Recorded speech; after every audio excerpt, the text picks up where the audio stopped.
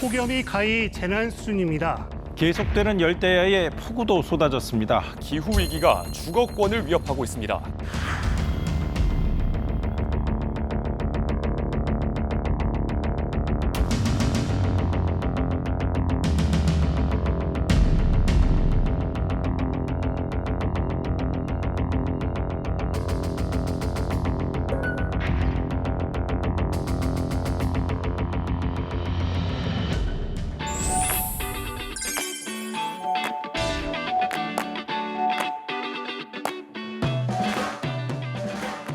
많은 분들이 기후 문제 하면 환경 문제다. 날씨가 너무 덥거나 비가 너무 안 온다. 또 비가 너무 많이 온다. 이런 문제로 인식을 하시는데요. 경제학자인 저의 관점에서는 이 기후 문제라는 것이 우리 세대와 또 다음 세대의 먹고 사는 문제, 한국 경제가 얼마나 앞으로 잘 나아갈 수 있는지 아니면 어떤 어려움에 봉착할 수 있는지와 아주 직결되는 문제다라는 관점을 여러분과 함께 나눠보고자 하는 것입니다. 서기 1년부터 서기 1800년, 지난 초기 1800년 동안 인류는 그다지 많은 경제성장을 하지 못했습니다. 그림을 보시면 거의 수평선으로 계속 이어져 있는 것을 알 수가 있죠. 그런데 19세기 초부터 지난 200년 동안 인류는 100배의 경제성장을 해냈습니다. 초기 1800년 동안에는 큰 변화가 없다가 최근 200년 동안 놀라운 경제성장을 일으켜냈다. 당연히 경제학자들이 무엇이 이것을 가능하게 했을까라는 큰 질문을 던지면서 많은 연구를 거듭해왔죠. 인류는 선사시대부터 전통적인 땔감, 나무조 이것을 가지고 추위를 피하고 또 밥을 해 먹었습니다. 그런데 19세기 초에 들어서면서 이것이 인류가 만들어낸 기술과 결합하면서 기차라든지 또 나중에 20세기 들어선 본격적으로 자동차라든지 과거에는 상상하지 못했던 많은 산업의 발전이라든지 이 모든 것들이 우리가 화석연료를 본격적으로 사용하면서 가능하게 됐다. 이러한 화석연료를 사용한 이후 어느 정도 시간이 지나고 나서 수명의 과학자들이 지구상의 탄소의 균형이 깨지고 있는 것 아닌가 이런 문제의식을 갖게 된 거죠. 그러면서 차근차근히 살펴봤더니 탄소 배출이 화석연료의 사용과 같은 시기부터 지구상에 증가하고 있다는 것을 이제 확인하게 된 것입니다. 이런 연구를 하면서 많은 논쟁도 있었죠. 지구가 정말 뜨거워지고 있는 거냐? 자연현상의 일부 아니냐? 그게 굳이 인간의 경제활동 때문이냐? 이런 많은 갑론을박이 있었습니다만 이제 21세기에 들어서 과학계는 결론을 내리게 됐습니다. 지구는 아주 빠른 속도로 뜨거워지고 있고 그 이유는 경제활동의 일환으로 사용된 화석연료 때문이다. 그러다 보니 저 같은 경제학자의 역할이 중요하게 된 거죠. 인류가 잘 살고 또 더 많은 성장을 하고 더 많은 복지 혜택을 누리기 위해서 화석연료를 사용했는데 그에 따른 부작용 때문에 지구가 너무 뜨거워져서 그로 인해서 인류가 큰 고통에 빠지고 심지어 조기 사망하고 더 나아가서 경제 성장 자체에도 큰 악영향을 미친다면 이것은 심각한 문제 아니겠냐.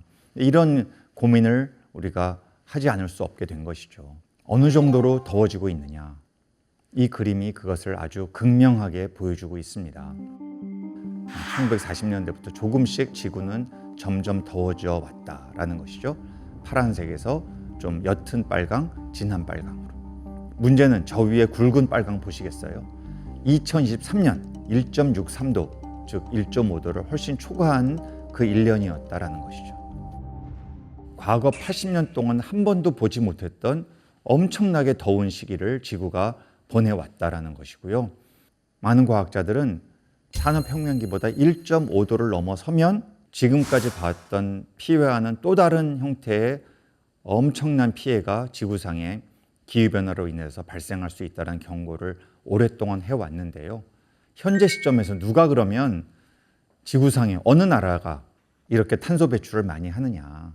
2021년을 기준으로 봤을 때 전 세계 국가들 중에 탄소 배출을 제일 많이 하는 국가는 우리 바로 옆에 있는 중국입니다. 그 다음 미국이고요. 그 다음 또 역시 아시아에 있는 인도. 아시아가 현재 시점에서 탄소 배출의 가장 핵심적인 대륙이다. 이제 이런 말씀을 드릴 수 있겠습니다. 문제는 지금 배출하고 있는 현재 시점에서 배출하고 있는 탄소를 넘어서서 역사적으로 누적적으로 탄소 배출을 얼마큼 많이 했냐. 이게 굉장히 중요해요. 왜냐하면 탄소가 한번 배출되고 나지 않습니까? 그러면 상당 정도의 탄소는 100년, 1000년, 심지어 제가 과학자로부터 들은 얘기는 어떤 탄소는 이산화탄소는 10,000년까지도 간다고 합니다. 그러다 보니 산업혁명기 초기부터 발생했던 탄소가 지금도 상당 정도 기후변화에 기여하고 있다라는 상당히 중요하고 많은 시사점을 제공해 준 사실을 우리가 확인할 수 있는 것이죠. 미국이 역사적으로는 탄소 배출 1위 국가라는 겁니다. 그리고 유럽연합이 합쳐서 2위의 배출량을 역사적으로 보이고 있습니다. 현재 많이 배출하고 있는 개도국과 또 역사적으로 많이 배출한 선진국, 여기에 큰 차이가 있구나라는 것을 금방 우리가 알 수 있고요. 그러다 보니 기후변화 문제를 해결하기 위한 국제적인 협약과 노력에 있어서 늘 이 문제가 충돌하고 결국 선진국은 지금 탄소 배출량이 빠르게 늘고 있는 개도국을 향해서 자제해달라라는 이야기를 할 수 있는 것이고, 개도국은 선진국을 향해서 당신들이 지금까지 역사적으로 탄소 배출을 많이 해서 여기까지 오는데 큰 악영향을 미쳤으니 거기에 상관한 책임을 져야 하는 거 아니겠냐. 지금 전 세계에서 일어나는 자연재해 한번 보실까요?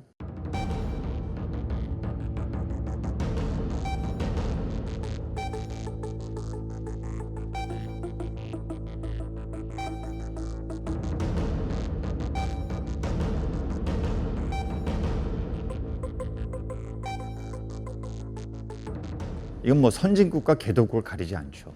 엄청난 이런 기후 피해에 어디나 다 노출돼 있다.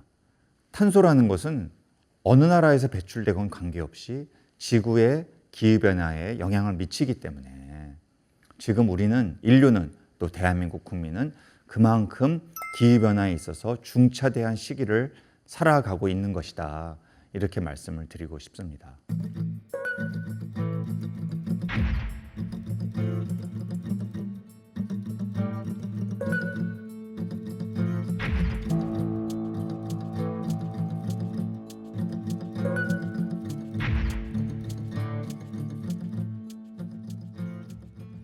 기후위기 시대에 인류는, 또 대한민국은, 대한민국 기업은, 우리 개인은 두 가지 리스크, 위험에 노출돼 있다는 것이죠. 첫 번째는 물리적 리스크라고 하는 겁니다. 두 번째는 전환 리스크라고 하는 것인데요. 물리적 리스크는 말 그대로 너무 덥고 너무 비가 많이 오고 너무 가물고 산불이 많이 나고 이래서 그 피해를 인류가, 대한민국이, 대한민국 기업이 받고 있다라는 것인데요. 제가 여러 가지 예를 들 수 있습니다만 2022년 9월에 흰남노라는 태풍이 우리나라 강타한 것 기억하실 거예요. 포항이라고 하는 도시에 큰 피해를 일으켰습니다. 이 포항시를 흐르는 냉천이라는 소하천이 있는데요. 상류, 하류에서 다 범람을 하면서 상류에는 아파트 지하 주차장으로 물이 들어가서 인명피해도 있었고요. 또 하류에서는 우리나라를 대표하는 기업 중에 하나인 포스코로 물이 들어가서 공장 일부가 물에 잠기고, 그로 인해서 포스코와 그 협력업체들이 2조 2천억 원의 경제적인 피해를 입은 이런 커다란 사건이 있었습니다. 결국 문제는 무엇이냐 하면 이제 앞으로 닥칠 물리적 리스크라는 것은 단순히 기후변화가 일어나면 좀 비가 많이 오는구나, 너무 덥구나 이런 정도가 아니고 이것이 인명의 피해, 그로 인한 노동 생산성의 저하, 기업의 매출액의 저하, 이런 직접적인 피해를 우리의 경제활동에 미치게 된다는 것이고요. 특별히 또 우리 국민들께서 기억하셔야 할 것은 날씨가 더워지면 가장 큰 피해를 보는 산업이 바로 농업입니다. 농업. 요즘 기후변화로 좀처럼 종잡을 수 없는 날씨가 이어지면서 농민들의 시름이 커지고 있습니다.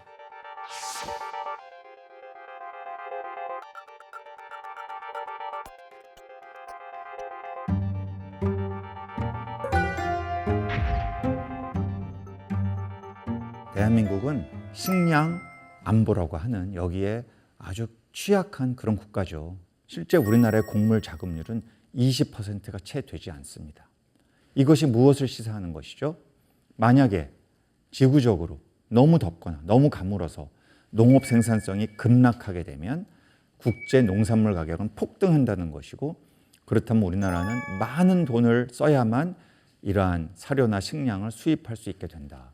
어쩌면 식량 수출국은 자국민을 먹이기 위해서 오히려 수출을 금지하는 극단적인 조치를 취할 수도 있습니다.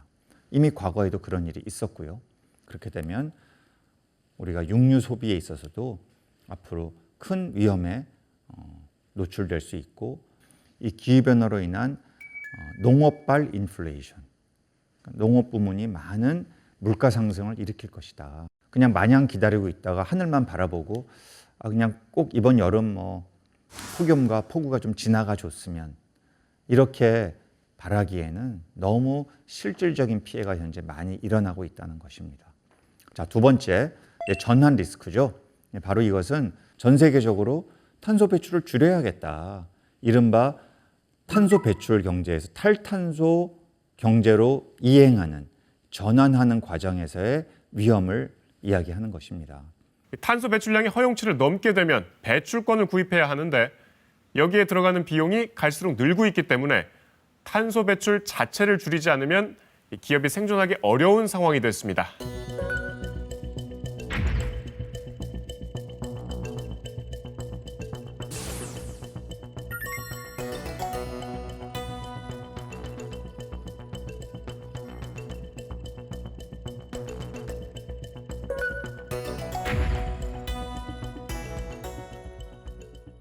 그러다 보니 빠른 속도로 재생에너지를 늘려서 그로부터 전기를 공급받아서 서비스와 재화를 공급하고 수출을 해야만, 그래야 시장에서 환영받는 시대.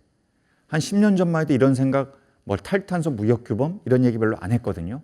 그런데 2020년대에 아주 본격화된 이러한 탈탄소 무역 규범은 아리백처럼 기업이 기업에 대한 자연스러운 규제와 압박을 가하는,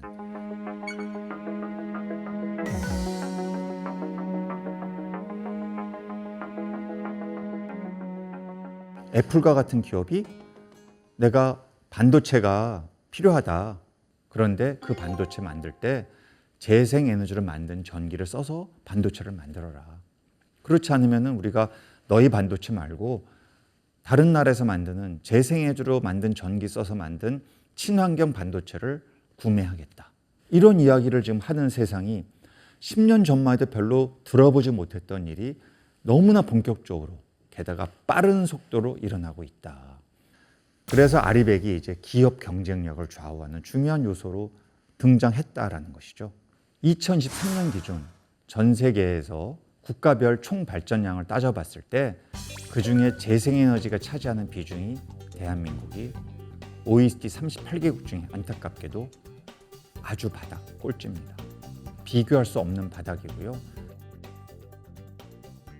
가까운 일본도 그렇게 잘하는 나라가 아닌데 현재 총 발전량 중에 재생에너지가 24%까지 올라왔습니다. 한국은 8% 정도에서 머물고 있는, 물론 국가별로 어떤 발전원이 유리하나 다 조금씩 다를 수 있는데요. 대한민국은 우리와 지형이 비슷한 일본과 비교해서도 너무 열악하다. 과연 이것이 무엇을 의미하느냐? 이렇게 가서는 이 탈탄소 무역 규범이 정착되고 있는 시기에 대한민국 경제에, 기업에, 산업에 악영향을 미칠 수 있는 그런 아주 위험 요소가 되고 있다는 것이죠. 아리백 참여 기업의 재생에너지 사용률도 보세요. 독일이나 영국처럼 재생에너지를 빠르게 증가시키고 있는 나라들은 여기에 참여하고 있는 기업들이 이제 아리백에 가까이 가고 있어요. 중국이 탄소 배출이 많아서 그렇지 재생에너지도 많습니다. 재생에너지 활용 비중이 50%입니다. 결코 무시할 수 없는 정도로 중국도 많이 올라섰다는 것이에요. 우리나라는 정말 많은 생각을 여기에 대해서 해봐야 되지 않나 하는 생각을 하게 됩니다. 바이아우로 전 세계가 이제 탈탄소를 매개로 무역 규범 자체를 본격적으로 근본적으로 바꿔가는 그런 아주 중요한 시기가 바로 이 2020년대다. 그러니 대한민국 정부가, 대한민국 기업이 정신 똑바로 차리고 이 문제에 대해서 지금 당장의 어려움이 있을지라도 대응하지 않는다면 한국 기업, 한국 산업, 또 한국 국가 전체의 경쟁력이 시간이 가면 갈수록 악화될 수 있다는 말씀을 꼭 드리고 싶은 것입니다.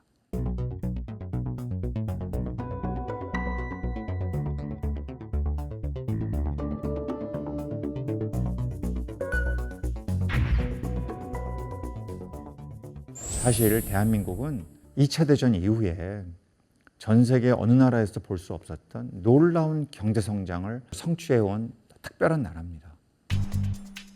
1960년대 초만 해도 전 세계에서 가장 못 살던 나라가 이제 GDP 기준 탑10 국가로 올라섰습니다. 60년 만에 해낸 놀라운 성취입니다.